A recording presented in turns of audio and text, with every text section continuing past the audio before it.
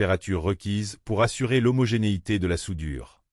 Cody utilise la presse avec une grande délicatesse. Et le résultat est à la hauteur de ses espérances. Les enveloppes métalliques s'ouvrent, révélant des blocs d'acier bien soudés. Gary choisit d'utiliser directement le marteau-pilon mécanique. Mais la texture obtenue semble fragile. En ouvrant son enveloppe, il constate avec soulagement que l'acier a tenu, malgré quelques doutes. Le temps s'écoule rapidement. À 1 heure de la fin, la tension monte. Paul étire son acier à vitesse maximale, attentif à ne pas oublier ses pièces dans le foyer. Les formes de couteaux à pointe tombante commencent à apparaître sous les coups de marteau. Cette forme est idéale pour percer et trancher. Malheureusement pour Gary, une fissure importante apparaît au milieu de l'une de ses lames. S'il ne comble pas ce vide rapidement, l'acier sera contaminé et l'élimination sera inévitable. Malgré le stress et la chaleur, il tente le tout pour le tout en appliquant du métal d'apport. À 60 minutes de la fin, Cody trempe ses 2 lames dans l'huile. Une légère déformation apparaît sur la première. Mais il reste confiant dans sa capacité à la corriger. Tim choisit de l'assembler avec des pinces pour meuler les 2 pièces simultanément afin de garantir une symétrie parfaite. Il effectue sa trempe avec brio. Gary parvient in extremis à tremper ses lames malgré les défauts structurels persistants. Paul achève sa trempe sans encombre et fignole ses émoulures. Le temps imparti expire, et le présentateur ordonne de poser les outils. L'heure du jugement a sonné. Les examinateurs inspectent les œuvres. Les couteaux de Tim présentent quelques irrégularités mineures mais restent solides. Ceux de Paul reçoivent des éloges pour la cohérence des émoulures et la qualité de l'acier. Cody présente des lames droites et lisses, presque parfaites. Enfin, l'examen des couteaux de Gary révèle des défauts d'alignement et des soudures incomplètes sur les flancs et le dos. Malgré ses efforts, Gary est éliminé en raison de ses délaminations majeures.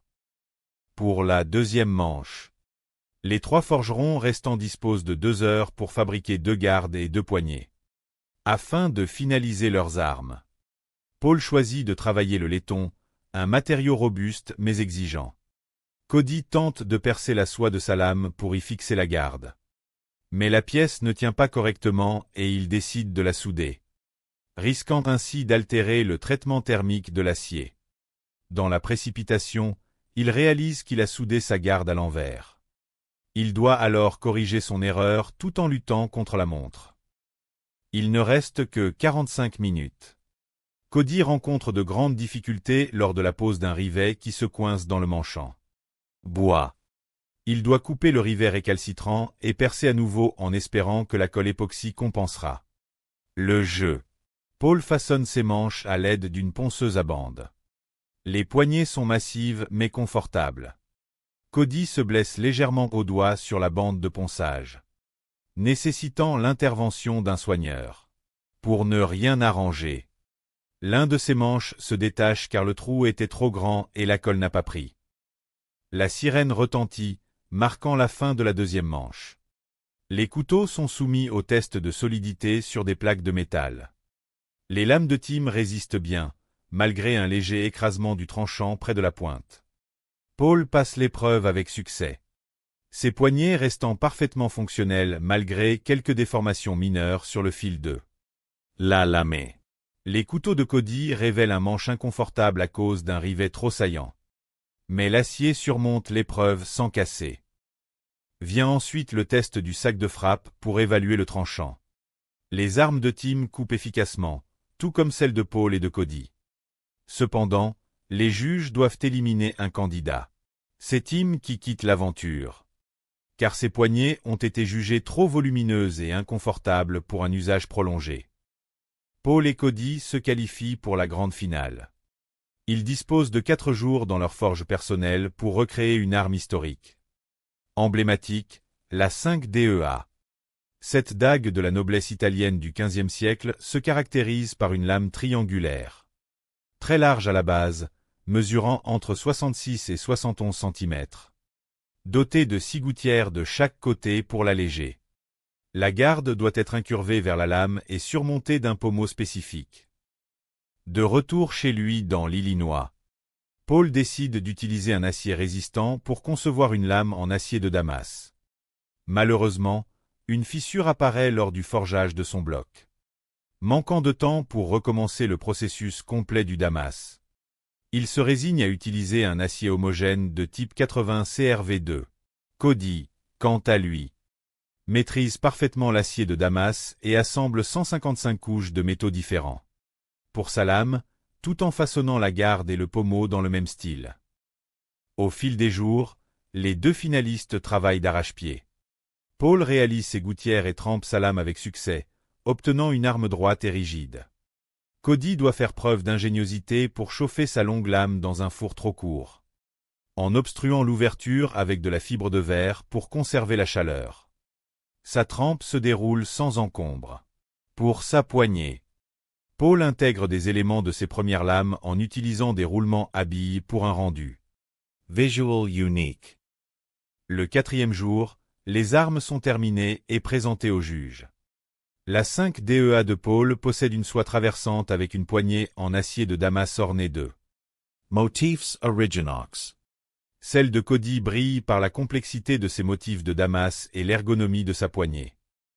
Les tests de létalité commencent sur des carcasses de viande.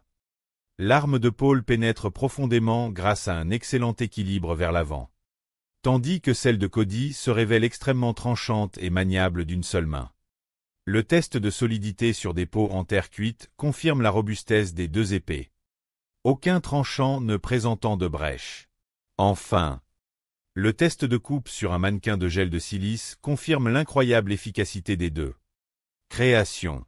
Après délibération, les juges désignent Cody vainqueur de la compétition pour la supériorité technique de sa lame en acier de Damas et la légèreté de son arme. Paul accepte la décision avec fair-play, fier du travail accompli. Une nouvelle compétition s'ouvre avec 4 autres forges prometteuses. Bill Peace, forgeron amateur de l'Ohio depuis 4 ans, présente un sabre en acier de Damas de 160 couches. Rhys, 18 ans, qui a appris l'art de la forge en autodidacte à partir de vidéos sur Internet, propose une machette forgée dans un ressort d'amortisseur. Thomas Franklin, 34 ans, passionné de coutellerie de cuisine, amène un grand couteau en acier au carbone doté d'un manche en maillechort. Carrie O'Connor, enseignant d'arts martiaux de 45 ans, présente un poignard traditionnel géorgien avec une finition brute de forge. Les lames apportées de la maison sont immédiatement testées sur un bloc de glace. Le sabre de Bill passe l'épreuve avec brio, bien que le manche manque légèrement d'ergonomie.